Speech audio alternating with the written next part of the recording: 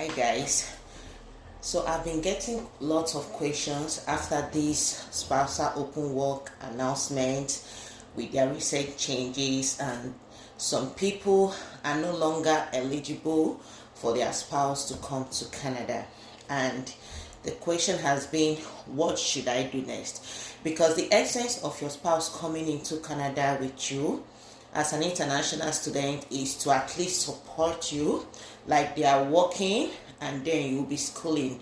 At least the expenses will not be too much on the international students. Okay, so before I give this advice, I'm not really a licensed immigration consultant, neither am I an agent, but I think this is what I would do if I happen to be in a situation whereby the spouse will no longer be eligible to come to Canada with me if I was an international student.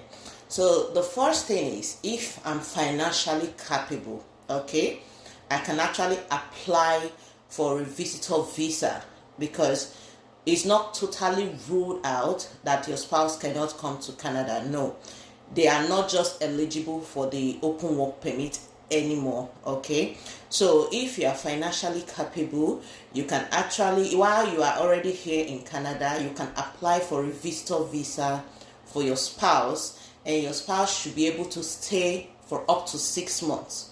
But the disadvantage is that he or she will not be able to work in Canada because you're not allowed to work with a visitor visa.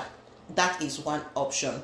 Then the second option is, if you go to Canada website, like I'm scrolling down now, you will see something like open work permit. When you scroll down, as an international student, if you graduate, okay, you and you start working, you get your postgraduate work permit, and you can still apply for your spouse to come under the spousal open work permit. Yes, it's still possible. That is after graduation and after you've gotten your PGWP and you've worked in any of the skilled occupation, which is tier 0, 1, 2, and 3. You can still apply for spousal open work permit for your spouse. Then the third option you should have is what we call dual intent. So many people don't know about this.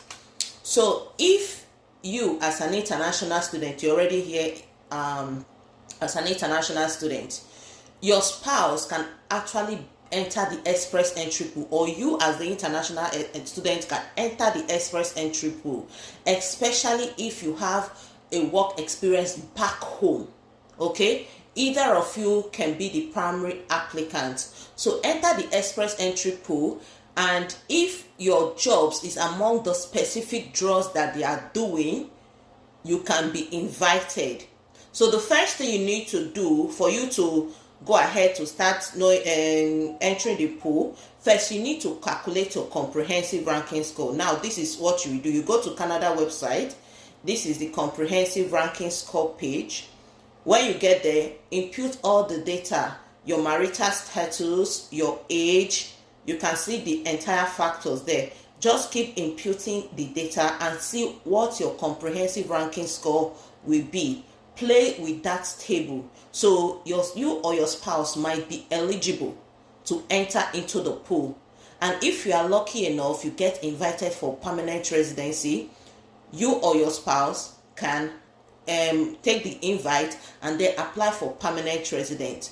The advantage of this is, if you happen to become a permanent resident as an international student, your tuition fee automatically reduces. So you will be paying like a domestic student. So you will not be paying the international student tuition fee anymore, because you're automatically a permanent resident. So those are the options you can take. No hope is lost. Sometimes the immigration policy seems overwhelming and stressful, but now who give up, now lose pass. You understand? So all the best, guys.